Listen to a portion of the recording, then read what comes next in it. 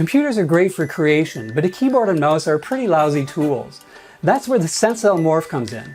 It's a pressure-sensitive touchpad that lets you swap in tons of different overlays for things like gaming, video editing, music production, and many other tasks. There are a lot of media controllers on the market, and I've tried a few, including the Palette Gear and Loop Deck. On paper, the Sensel Morph is a more clever and versatile device than those.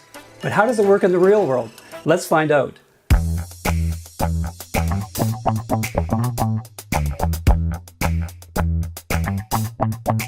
The Sensel Morph is about the size of an iPad mini and it weighs just under a pound, yet it feels reassuringly solid, so I'd be confident taking it anywhere.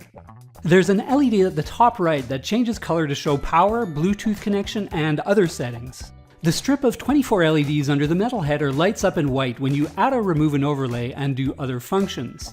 It also works with specific overlays like the piano, for example, to indicate the position of the key that you're striking. The Morph has incredible levels of sensitivity. It supports 16 points of contact and is accurate to 6500 dpi. It can detect forces between 5 and 5000 grams and also senses shapes. The overlays are made of a nice feeling rubber silicone material. There are 7 right now, including piano, drum, music production, video editing, gaming, innovators, and tactile keyboard overlays. To set it up, you just plug the USB cable into your PC or Mac, or connect it via Bluetooth to your Android or iOS device. Once installed, certain apps like Adobe Premiere can instantly recognize it. Compared to the Palette Gear and Loop Deck, it was easier to set up and more useful right out of the box, requiring very little customization. If you do want to change things though, that's also fairly simple. You place your overlay onto the trackpad, go into the Sensel app and click on the overlay when it pops up. From there, you can set up each key to whatever app command you want. I started off with the video editing overlay.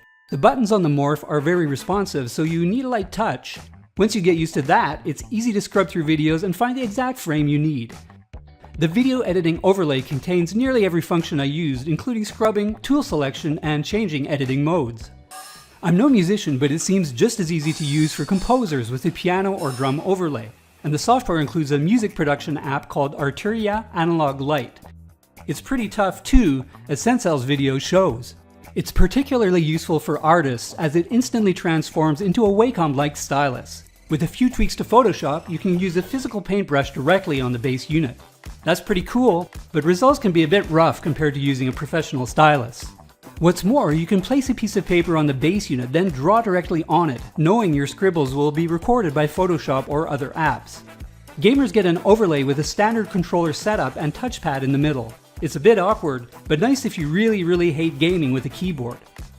There are other overlays for designers and developers. Makers can even connect it to an Arduino board with the included cable. There's a choice of several keyboards, including a Dvorak model. While most of them are cramped, it would come in very handy with a tablet. I could even type up articles on a smartphone. The Morph isn't perfect. Battery life in Bluetooth mode isn't great, and at $300 with a single overlay, it's not exactly an impulse buy. But I've been using it a lot and I really like it. I even cut this video using it. And it's a solid, lightweight device, so I could easily see myself taking it on the road instead of a mouse. It would be nice if Sensel could cut $50 off the price at least. But overall, it's a very cool and useful product for creators of all stripes.